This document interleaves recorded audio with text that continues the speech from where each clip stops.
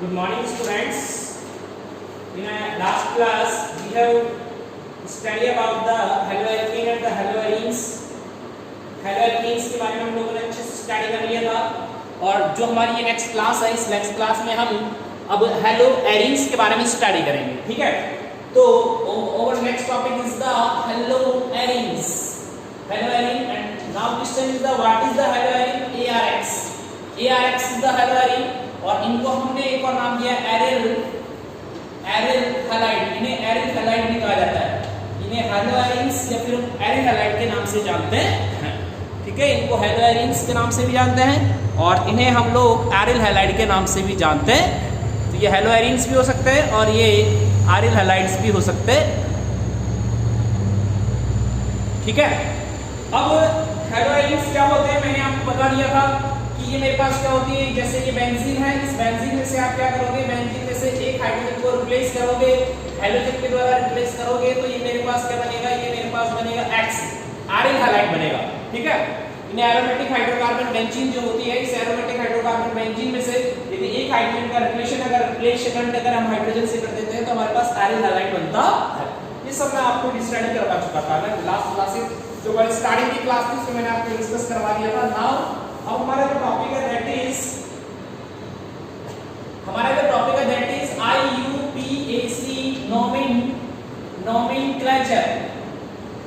IUPAC nomenclature of haloarene।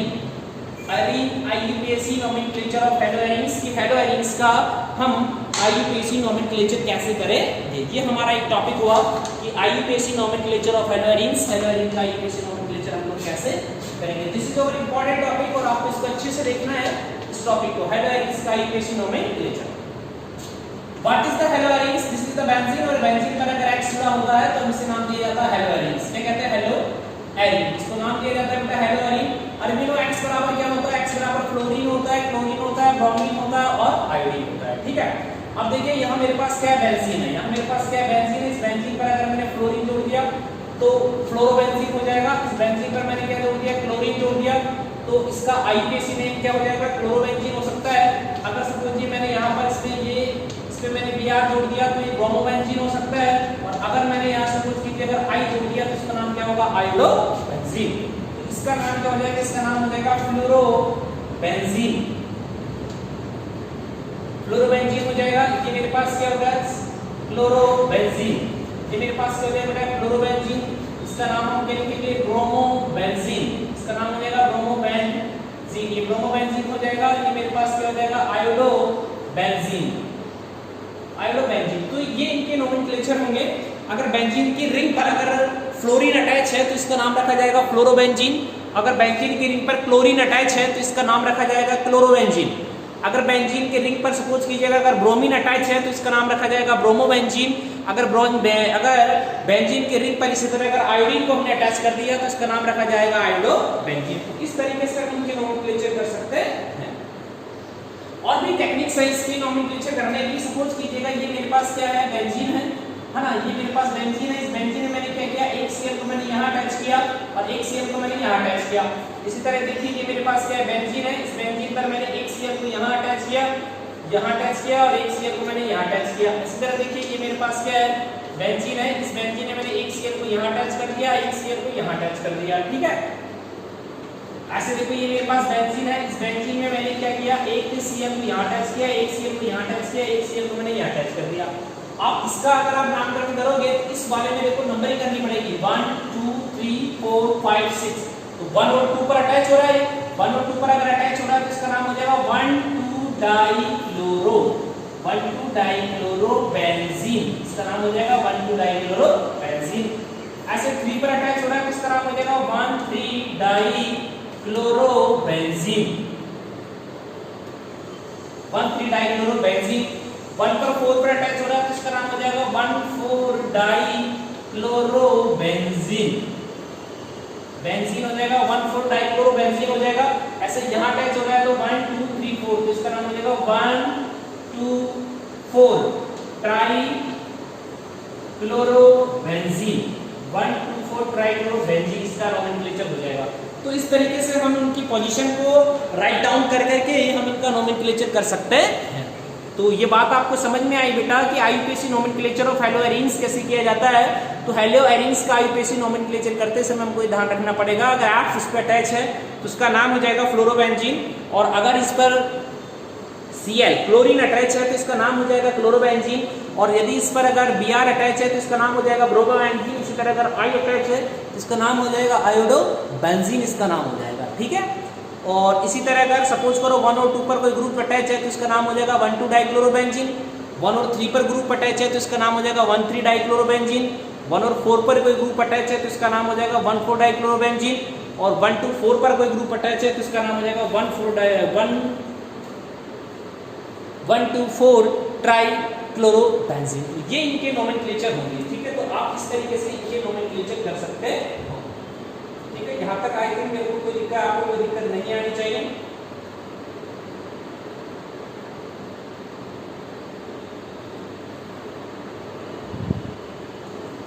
ये आपका IUPAC nomenclature होगा, ठीक है। अब उसके बाद में एक और टॉपिक है जो मुझे इसमें पढ़ना होता है इस चैप्टर में, बहुत ही इंपॉर्टेंट टॉपिक है बेटा। अच्छे से आप इसको पढ़ेंगे, अच्छे से सुनेंगे तो आपको समझ में आ जाएगा कि what is the resonating structure, ठीक है। एग्जाम में क्वेश्चन आएगा कि draw the resonating structure of the chlorobenzene, ठीक है। तो यहाँ मैंने लिखा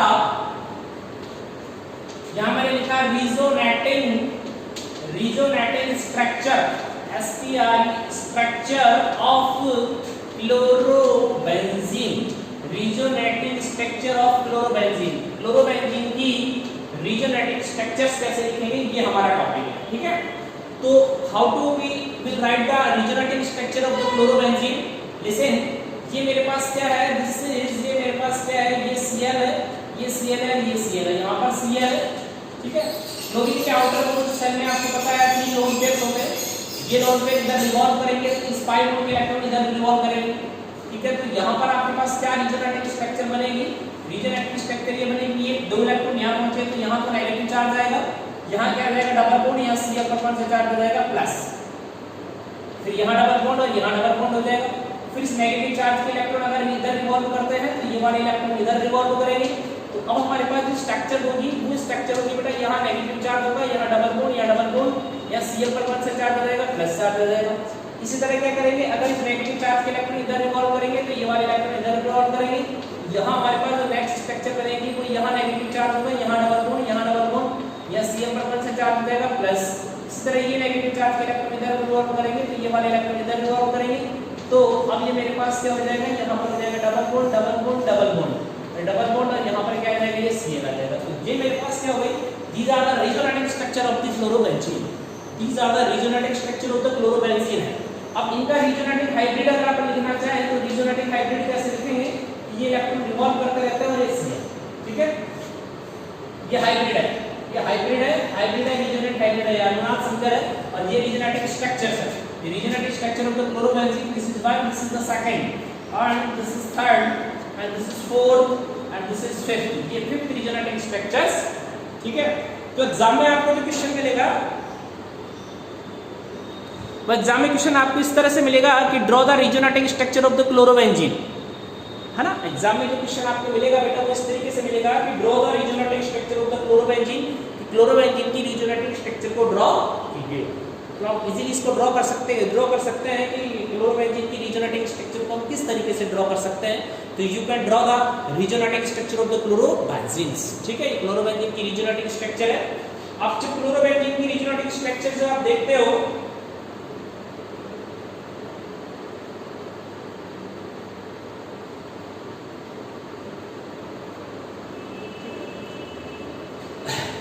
यहाँ पर क्या होता है, यहाँ जब आप इसको नोटिस करोगे, यहाँ पर नोटिस करते हो तो यहाँ पर क्या होता है, क्लोरीन का बेटा प्लस R प्रभाव होता है।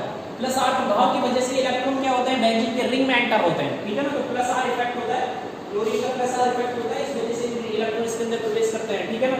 यहाँ बेटा ये वाला जो कार्बन है, ये वाला कार्बन क्या होता है बेटा, ये वाला कार्बन sp2 हाइब्रिड होता है, इसलिए इसकी इलेक्ट्रोनेगेटिविटी ज्यादा होता है। तो ये क्या करता है, क्लोरीन का जो लोन पेयर है उसको अपनी तरफ पुल करता, ठीक है।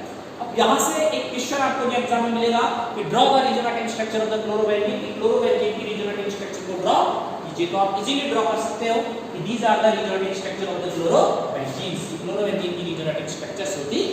अब देखिए आप एक सवाल है, मैंने यहाँ पर लिखा CHONORO क्लोरोबेंजीन। ये मेरे पास क्या है, क्लोरोबेंजीन है। क्लोरोबेंजीन का जो फॉर्मूला हो जाएगा वो हो जाएगा C6H5 और ये Cl हो जाएगा, ठीक है।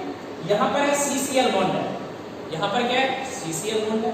इसी तरह मेरे पास एक और टॉपिक है, मेरे पास है मैथिल क्लोराइड है, मिथाइल क्लोराइड है, MTHY methyl chloride. Methyl chloride का सूत्र CH3Cl है, तो यहाँ पर भी CCl बॉन्ड है, ठीक है। यहाँ पर भी क्या है CCl बॉन्ड है। तो यहाँ पर ये मिथाइल क्लोराइड है ना, इस वाले बॉन्ड की जो लेंथ आ रही है दैट इज वो आ रही है मेरे पास 1.77 एंगस्ट्रॉम आ रही है। अब यहाँ पर जो बॉन्ड लेंथ आ रही है दैट इज 1.60 एंगस्ट्रॉम आ रही है। भाई ऐसा क्यों, ठीक है। ये क्लोरीन, ये कार्बन और क्लोरीन के बीच में सिंगल बॉन्ड है। इस कार्बन और क्लोरीन के बीच का सिंगल बॉन्ड है, यहाँ पर भी कार्बन और क्लोरीन के बीच का सिंगल बॉन्ड है।